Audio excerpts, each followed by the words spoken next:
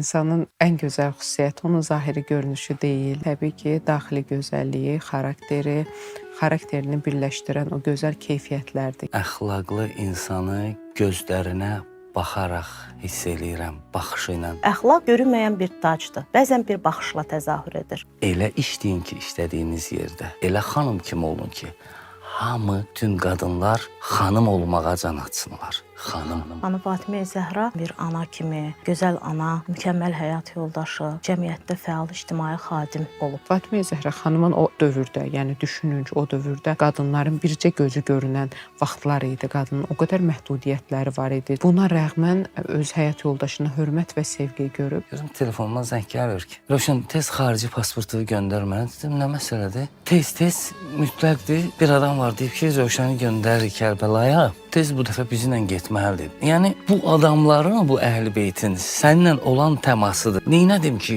bir də sadəcə istəyim vardı getmək. Bir elədi, ona min gəldi. İnsan da həmişə bir şeyi, bəzən biz kimdənsə nəsə istəyəndə, umanda və ya nədənsə küsəndə birinci sualı özümüz verməliyik ki, bəs sən nə vermirsən? Fatimə Zəhrada olan xüsusiyyətlər ümumiyyətlə Azərbaycana aid deyil bu. Bütün dünya xanımlarına aiddir ki, onda olan xüsusiyyətlər indiki zamanda da olmalıdır xanımlarımızda və bu gələcəkdə də olmalıdır.